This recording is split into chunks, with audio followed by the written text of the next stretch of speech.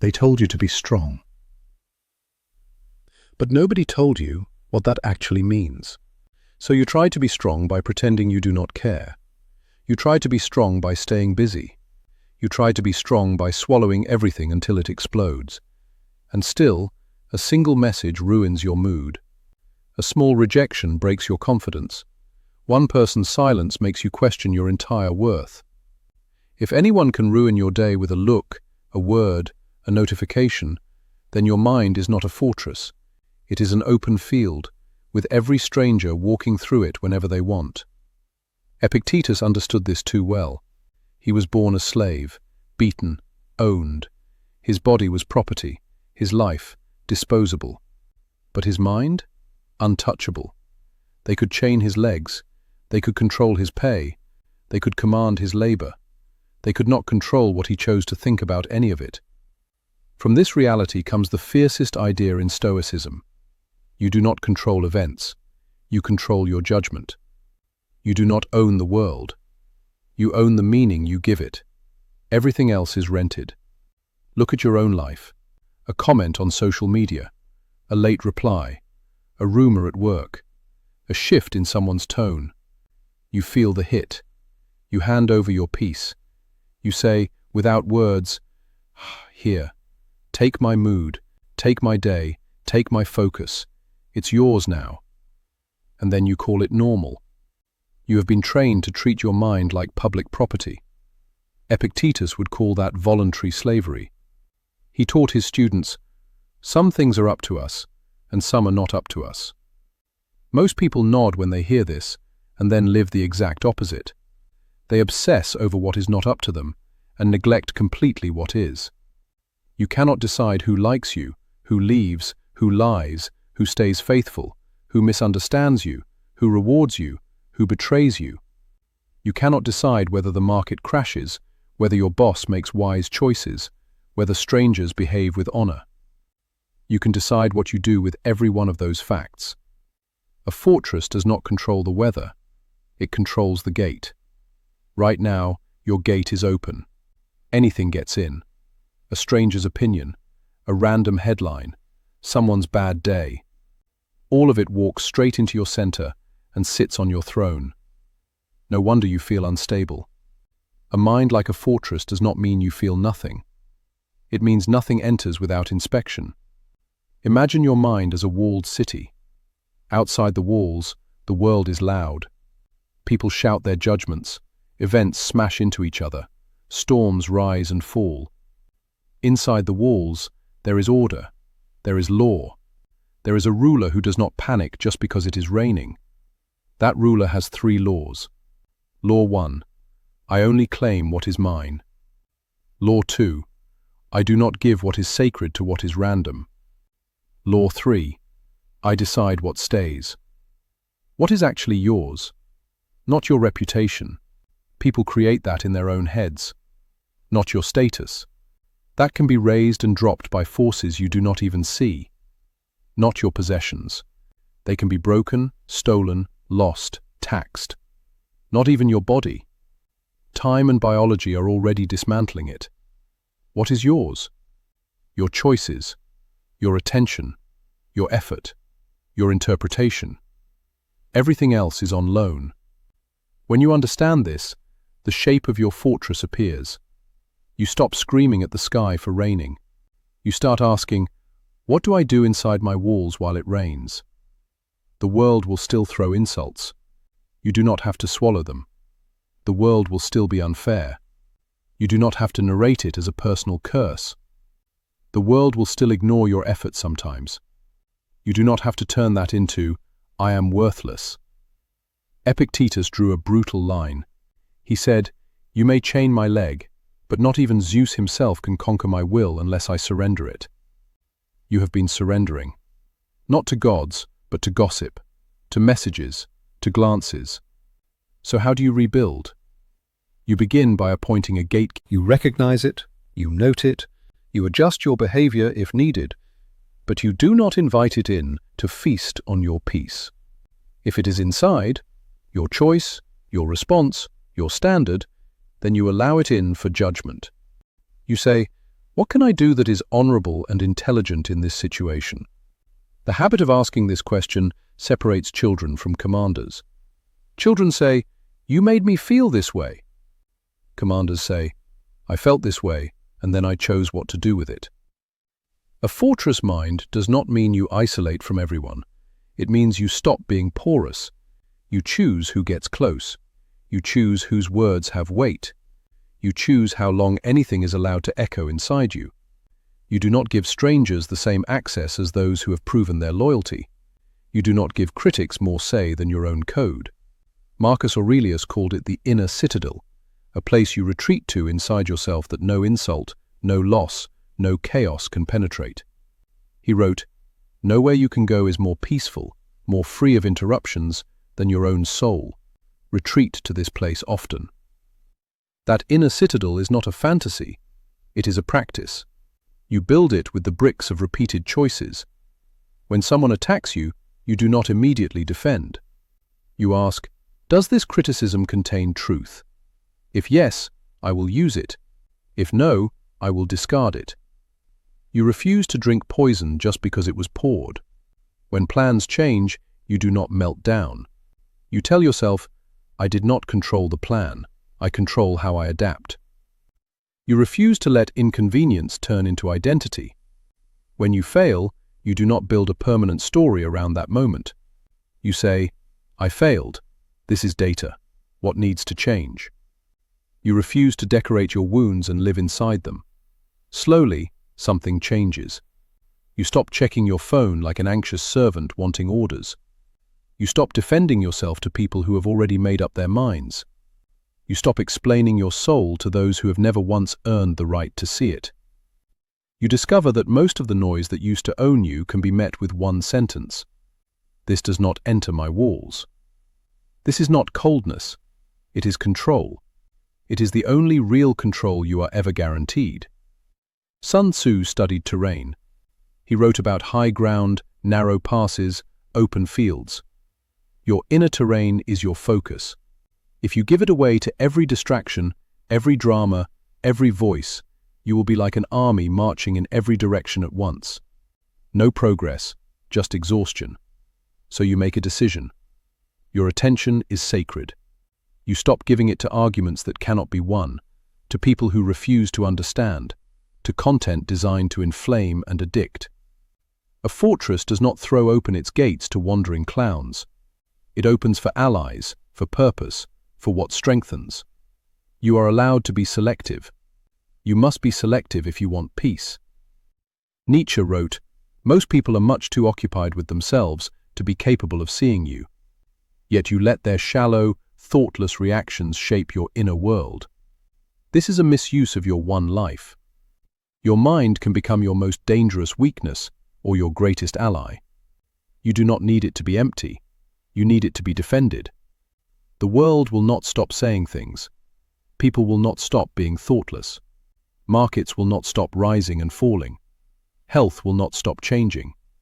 But you can stop letting all of it march straight into your core. The only way to be truly unbreakable is not to control the storm, but to control the fortress. That begins with a simple vow.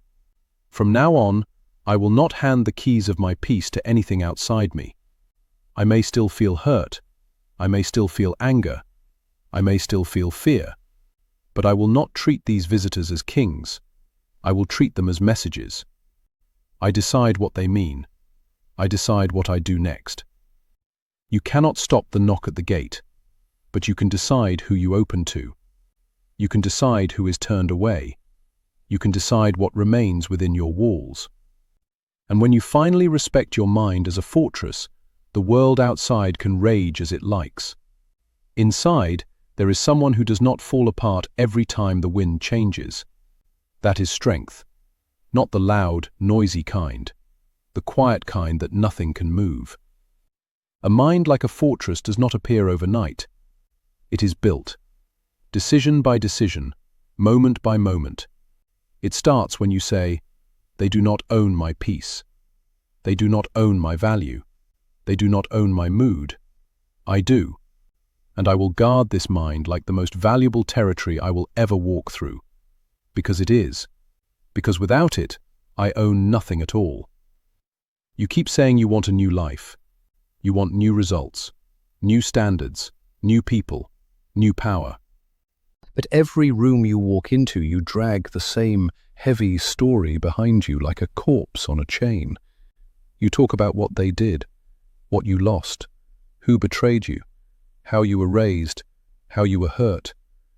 You wear it like identification, like a badge, like proof of who you are. And then you wonder why you feel exhausted. Your past is not heavy because of what happened. It is heavy because you refuse to bury it. You are not carrying memories. You are carrying a body that should have been laid in the ground. Your past is dead.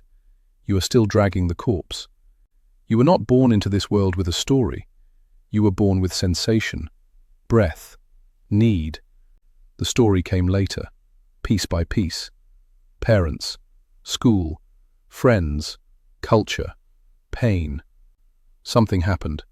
You interpreted it. Then you repeated that interpretation until it hardened into identity. I'm the one who got abandoned.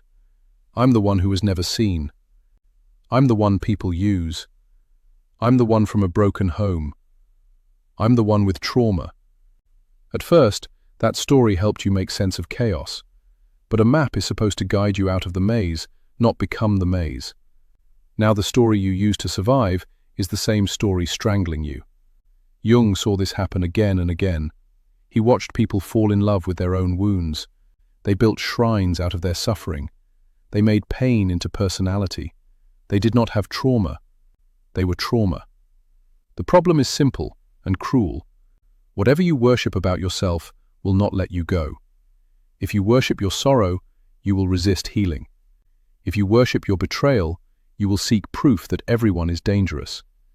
If you worship your truth as a static story of damage, you will sabotage any experience that does not match it. Seneca, the Stoic, wrote that we suffer more in imagination than in reality.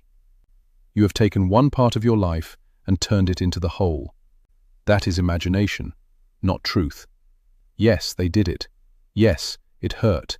Yes, it shaped you. But shaping is not destiny. You are not obligated to play the same character until you die. Existentialists saw this too. They said, you are not what happened to you. You are what you do now with what happened. The past is not a living thing. It does not chase you. It does not reach forward. It sits behind you like a photograph, like a record. Every day, you turn around, pick it up, and hold it in front of your face until you cannot see anything else. Then you say, look what life did to me. Life is not doing it anymore. You are. A corpse rots because it is in the wrong place. It belongs in the ground, not in your arms. You might say, if I stop talking about it, if I stop holding it, it feels like I'm saying it didn't matter. It feels like letting them win. No, burying the past does not mean it was nothing. It means it is finished. A funeral does not erase the importance of a life. It marks the end of it. You are allowed to do the same with who you were.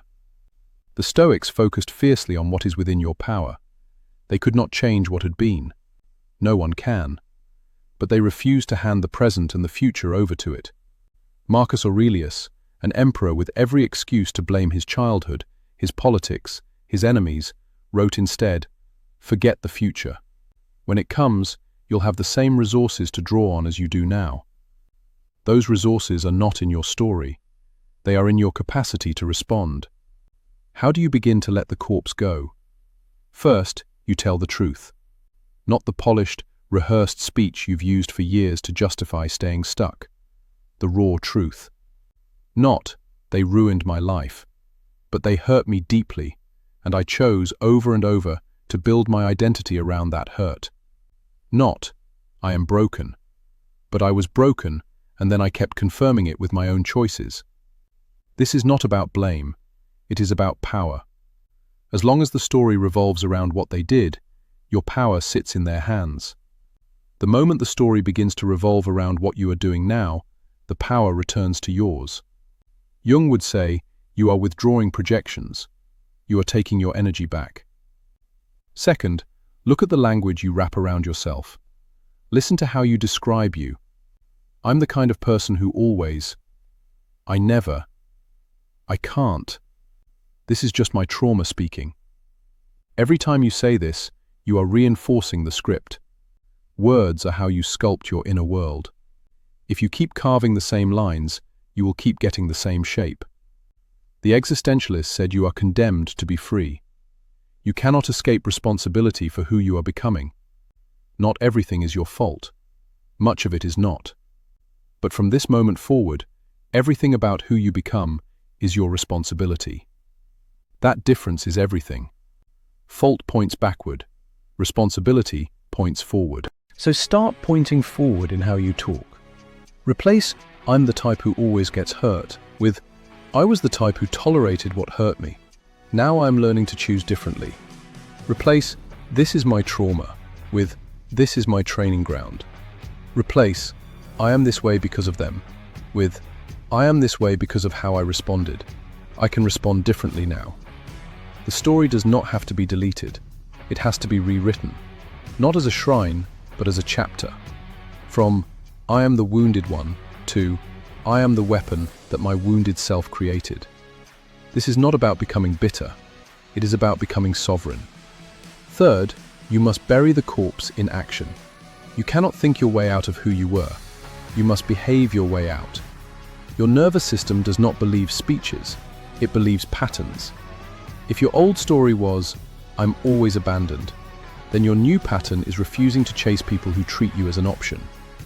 If your old story was, "I never finish anything," your new pattern is finishing small things again and again until your brain has proof that this sentence is a lie.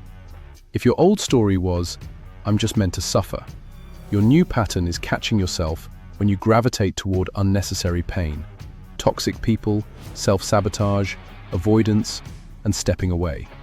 You cannot always control how you feel about the past, but you can always control whether you keep reenacting it. The corpse will call to you. It will remind you, "This is who we are. Don't leave me." You must answer, "That is who I was. I honor you by becoming more than you could." Some people around you will resist this. Your old story serves them. It keeps you predictable. It keeps you easy to manage. It keeps them comfortable because your growth would force them to confront their own. They will say, "You've changed. You act like it didn't matter. You think you're better now." Understand, they are not worried about your honesty. They are worried about losing the version of you who made them feel safe in their own limitations. You are not obligated to stay small so others can stay unchanged. Machiavelli wrote that people prefer the familiar misery to an unfamiliar good.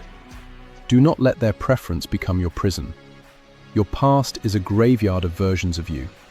The child who did not know better, the teenager who overreacted, the adult who kept repeating the same desperate pattern. They all lived, they all tried, they all did what they could.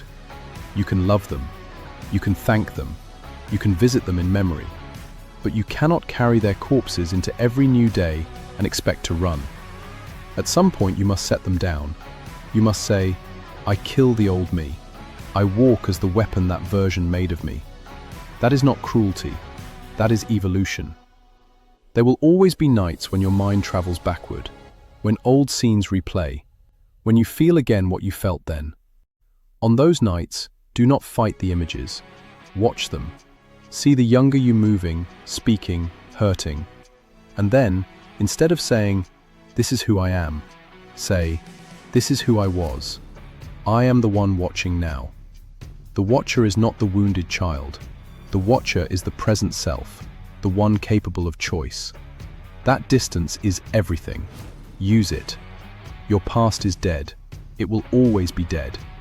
The only question is whether you keep dragging the corpse forward and blaming the weight on life, or whether you finally lay it down with respect, with finality, and walk on with only what you have learned and who you have decided to become. You are not here to be the museum of your own suffering. You are here to be the proof that even from that, something powerful can rise. Let the past stay buried. You have carried it far enough.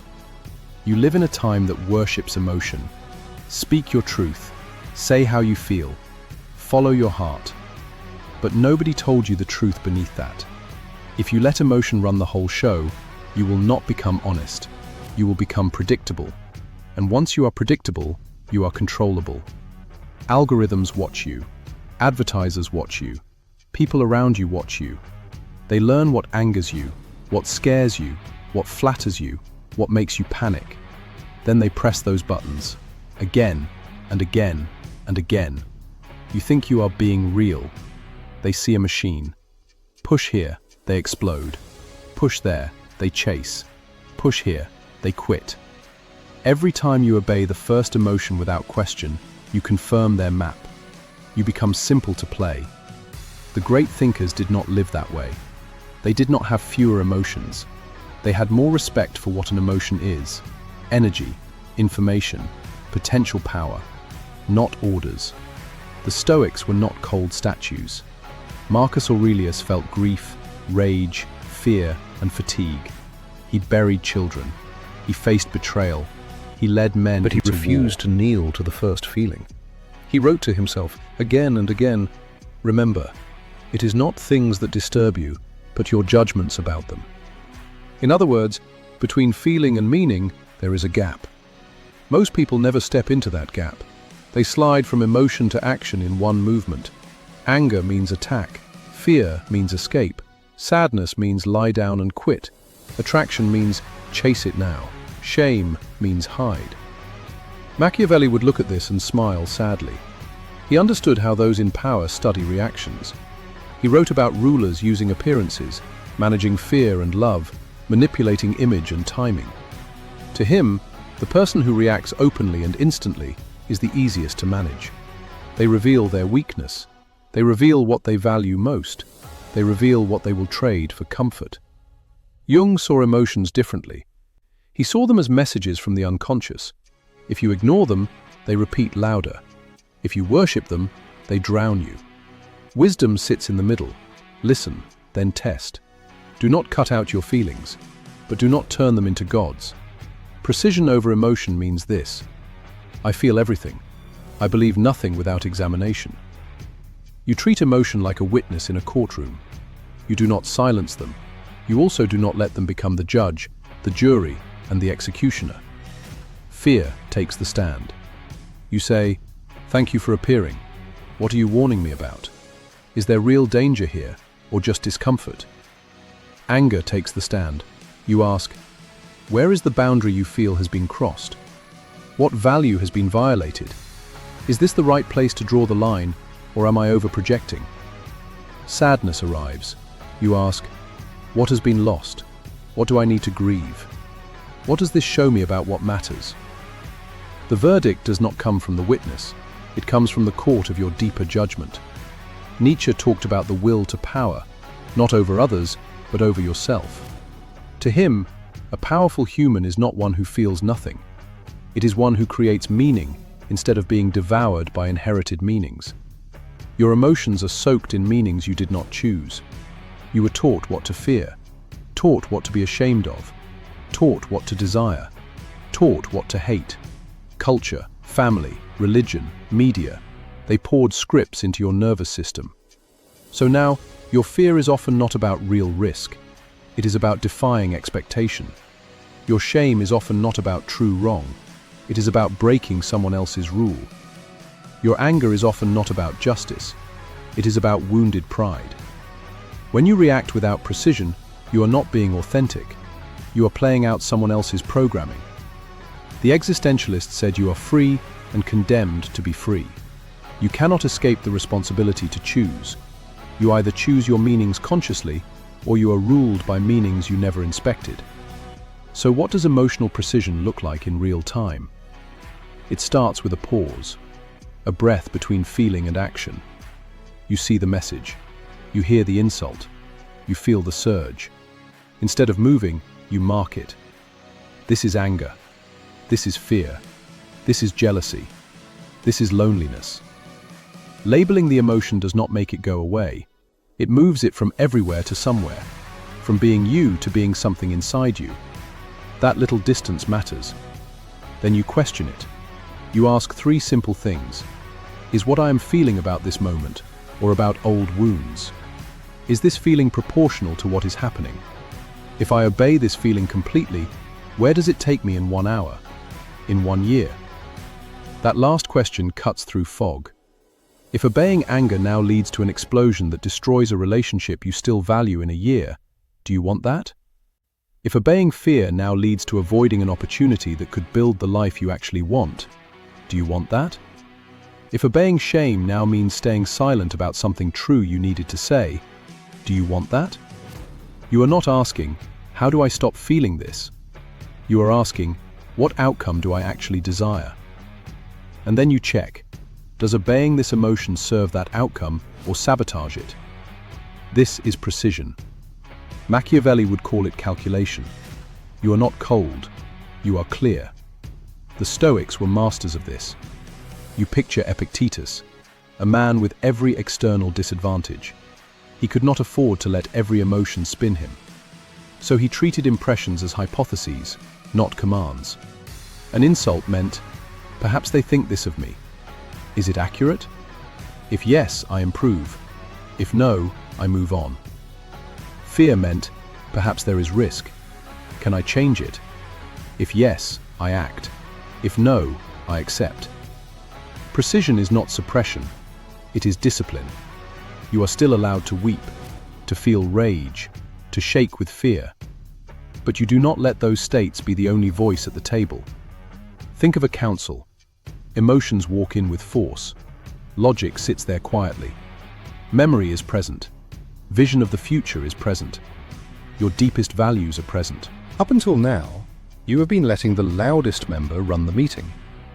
Precision means you listen to all of them before deciding. What does memory say? In the past, when I obeyed this emotion blindly, how did that go? What does vision say? Who am I trying to become? Does this reaction align with that version of me? What do your values say? Is this move honest? Is it courageous? Is it respectful to what I claim to believe? Emotions can lie. Not about their presence. If you feel anger, you feel anger. They lie about their target. They lie about what is really at stake. They lie about what must be done. Only precision can catch that lie. In a world that profits from your reactivity, doing this is rebellion. The news wants you outraged, so you will keep watching. Social platforms want you triggered, so you will keep scrolling. Politicians want you frightened, so you will cling to them. Marketers want you insecure, so you will keep buying. Chaotic emotion is their business model. Disciplined emotion is your way out. You cannot stop feeling. You should not. Feeling is how you detect life, how you detect meaning, how you detect value. But you can stop being jerked around by every internal twitch. You can become the one who chooses. So the next time a wave hits and your hand reaches for the keyboard, for the phone, for the old habit, pause. Name it. I am furious. I am terrified. I am ashamed. I am desperate. Then ask, what is the precise move that serves my future, not just my feeling? Maybe the precise move is to say nothing, to wait, to sleep on it. Maybe the precise move is to have a conversation in person, not through a screen. Maybe the precise move is to redirect the energy, do the workout, clean your space, advance your project, instead of starting a war with strangers. Over time, something changes. You do not become numb. You become accurate. Your words hit harder because they are chosen, not spilled. Your actions carry weight because they are aligned, not impulsive. Your presence feels different because you are no longer broadcasting every raw reaction. People start to say, "You're so calm now. You're so cold. You've changed."